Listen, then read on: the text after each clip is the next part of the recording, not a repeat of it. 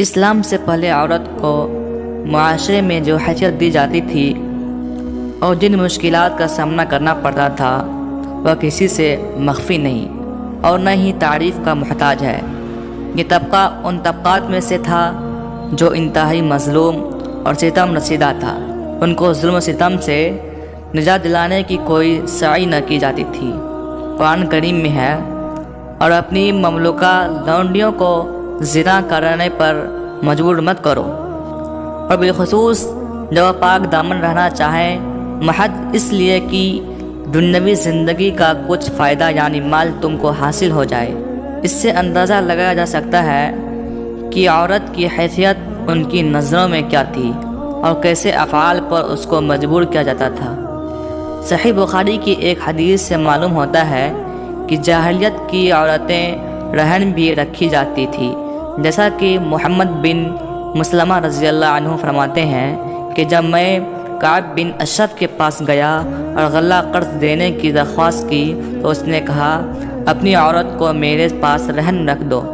انہوں نے کہا، ہم اپنی عورتوں کو آپ کے پاس کس طرح رہن رکھ سکتے ہیں؟ آپ تو عرب کے حسین ترین آدمی ہیں۔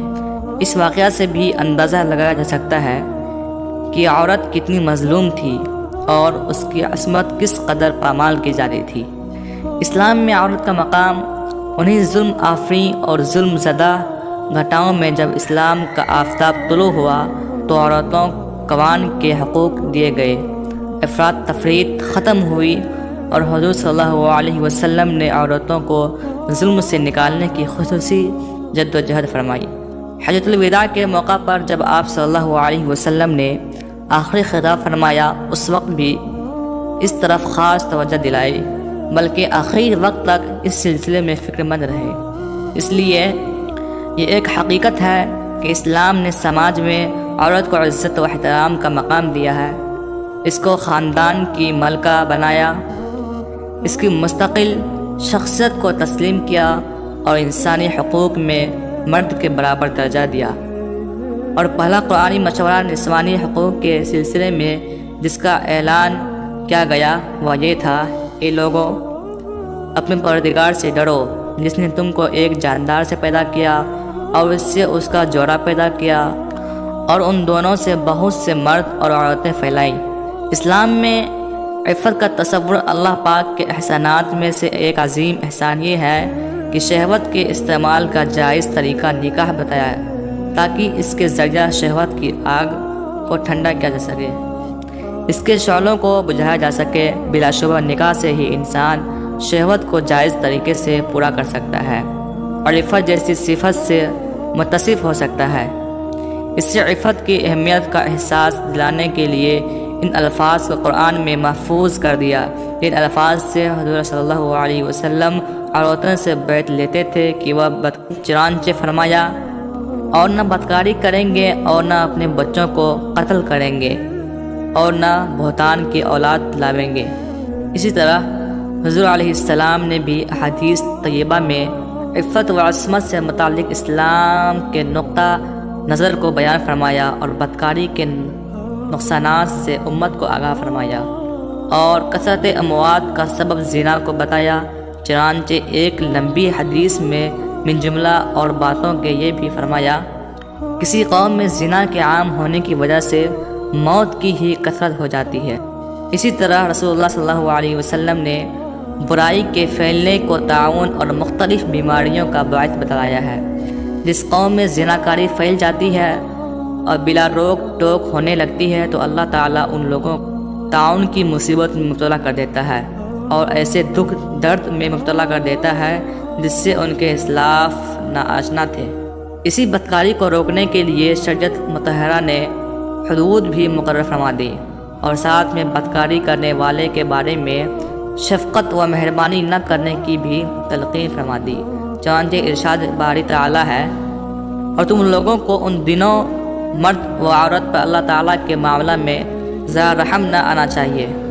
قرآن پاک نے انسانیت کو پاک دامنی کا راستہ بھی دکھا دیا اور اپنے دل کو پاکیزہ رکھنے کا طریقہ بھی بیان فرمایا کہ اگر تم ازواج مطہرات سے کوئی چیز طلب کرو تو پس پردہ کرو۔ چنانچہ فرمایا، اور جب تم ان سے کوئی چیز مانگو تو پردے کے باہر سے مانگا کرو، یہ بات ہمیشہ کے لیے تمہارے دلوں اور ان کے دلوں کے پاک رہنے کا عمدہ ذریعہ ہے۔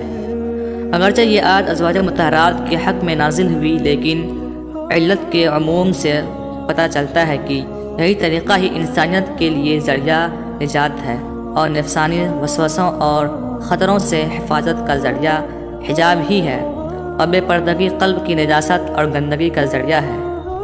اسی طرح امام غزالی رحمۃ اللہ علیہ نے نکاح کے فوائد بیان کرتے ہوئے شیطان سے حفاظت اور پاک دامنی کو ہی سرفہرست کروایا، چنانچہ فرمایا، یعنی نکاح کے فوائد میں سے شیطان سے بچاؤ، شہوت کا طور اور اس کے خطرے کا دور ہونا، اور نظروں کا پست ہونا اور شرمگاہ کی حفاظت ہے۔ گویا عفت کا نظام برقرار رکھنے کے لیے نکاح مشروع کیا گیا۔ پردہ کی اہمیت، عورتوں کے پردے کا بیان 7 آیات میں آیا ہے اور 70 سے زیادہ حدیث میں قولاً اور عملاً پردے کی احکام بتائے گئے ہیں۔ اتنی کثرت سے پردہ کے بارے میں حدیث کا وارد ہونا اور اس کی اہمیت پر بین دلیل ہے۔ پھر صحابیات کے نزدیک پردے کی اس قدر اہمیت تھی کہ کسی موقع پر بے پردہ رہنا گوارا نہ کرتی تھی۔ جیسے ایک صحابیہ کا واقعہ ہے کہ وہ راستہ سے جا رہی تھی، پردے کے حکم کی خبر سنی تو وہیں ایک کنارے بیٹھ گئی اور چادر منگوائی، پھر چادر اوڑھ کر اپنی منزل کی طرف روانہ ہوئی۔ اسی طرح ایک بار ابو طلحہ رضی اللہ عنہ حضور کے ساتھ کہیں جا رہے تھے، آپ کے ساتھ اونٹنی پر ام المؤمنین حضرت صفیہ رضی اللہ عنہا بھی تھی۔ اچانک اونٹ کا پاؤں پھسل گیا اور آپ دونوں حضرات زمین پر گر پڑے۔ سیدنا ابو طلحہ رضی اللہ عنہ نے آپ سے آ کر پوچھا، چوٹ تو نہیں لگی؟ پہنچے اور قریب پہنچ کر ان کے اوپر کپڑا ڈال کر ان کو چھپا کر پوچھا۔ اس کے بعد وہ کھڑی ہوئی اور پھر ان کو سوار کیا۔ اس حدیث سے پردہ کی اہمیت کا اندازہ لگایا جا سکتا ہے۔ پردہ اتنا ضروری ہے کہ ایسی حالت میں بھی حضرت ابو طلحہ رضی اللہ عنہ نے پردہ کا اہتمام فرمایا۔ ابو داؤد کی ایک روایت میں آپ صلی اللہ علیہ وسلم نے عورتوں کو ایک کنارے میں چلنے کا حکم فرمایا اور ایک مرد کو 2 عورتوں کے درمیان چلنے سے بھی منع فرمایا۔ معلوم ہوا کہ پردہ شریعت میں انتہائی اہمیت کا حامل ہے۔ پردہ کا حکم، پردے سے متعلق قرآن و حدیث میں تفصیل سے احکام بیان فرمائے گئے ہیں۔ چنانچہ پردہ سے متعلق سب سے پہلی آیت 5 ہجری میں نازل ہوئی، جس میں غیر محرم عورت کی طرف بری نیت سے دیکھنا تحریماً اور بغیر کسی نیت کے دیکھنا کراہتاً ممنوع ہے۔ اللہ تعالیٰ کا ارشاد ہے، محمد مسلمان مردوں سے کہہ دیجئے کہ اپنی نگاہیں نیچی رکھیں۔ اور حدیث میں بھی اس موضوع سے متعلق تفصیلی احکام موجود ہیں کہ اگر بلا ارادہ اچانک کسی غیر محرم پر نظر پڑ جائے تو اپنی نظر کو پھیرنے کا حکم دیا گیا، اور یہ بھی بتایا گیا کہ وہی نظر جو بلا ارادہ اچانک پڑ جائے تو غیر اختیاری ہونے کے سبب معاف ہے، ورنہ بالقصد پہلی نظر بھی معاف نہیں۔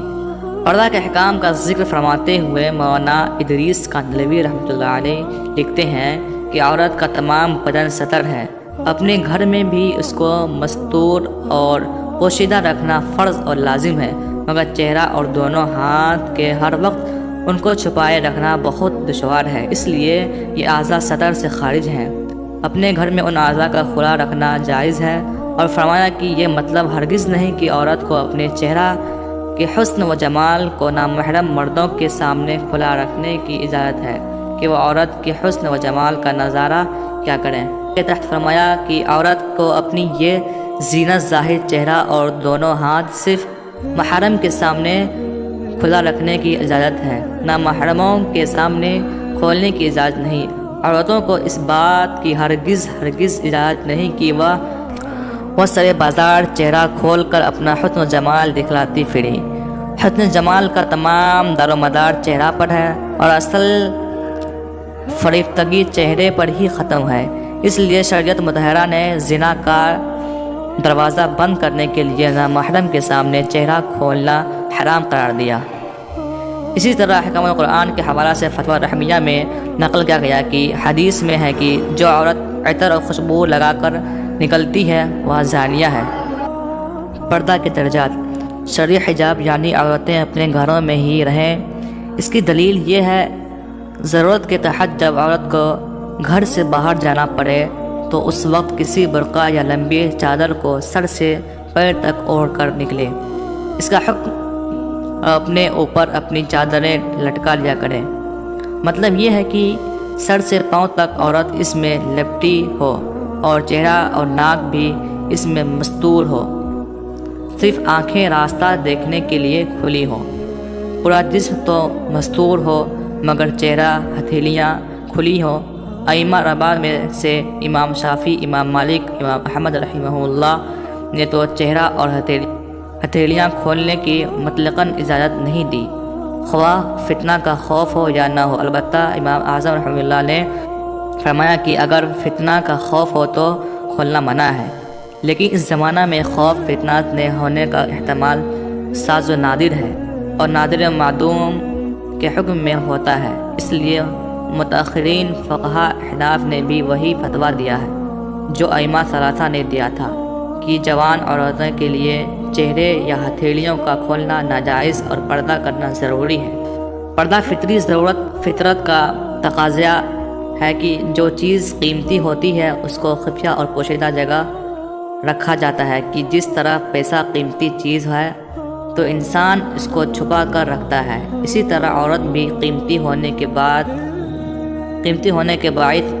اسی بات کی حقدار ہے کہ اس کو پردے میں رکھا جائے۔ چنانچہ مولانا اشرف علی تھانوی رحمہ اللہ اپنے ملفوظات میں پردہ کی فطری ضرورت کو اسی انداز میں سمجھایا کہ ریل کسی بھی سواری میں انسان اپنے پیسوں کو ظاہر نہیں کرتا بلکہ اندر والی جیب میں رکھتا ہے، اسی طرح عورت کو بھی پردہ میں رکھنا چاہیے، اور غیرت کا تقاضا بھی یہی ہے عورت پردہ میں رہے۔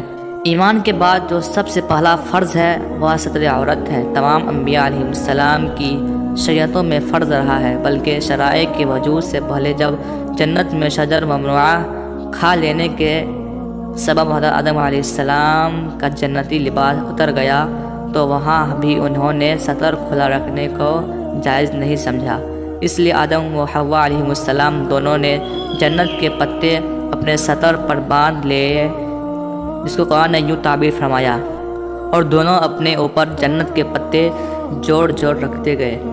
حضرت شعیب علیہ السلام کی بیٹیوں کے واقعہ سے بھی یہی معلوم ہوتا ہے کہ اتنی بات تو صلحہ و شرفہ میں ہمیشہ رہی ہے کہ اجنبی مردوں کے ساتھ عورتوں کا اختلاط نہ ہو، کہ جب وہ دو لڑکیاں اپنی بکریوں کو پانی پلانے کے لیے گئیں تو ہجوم کی وجہ سے ایک طرف الگ کھڑی ہو گئی اور پوچھنے پر وجہ یہ بتائی کہ مردوں کا ہجوم ہے، ہم اپنے جانوروں کو پانی اسی وقت پلائیں گے جب یہ لوگ فارغ ہو کر چلے جائیں گے۔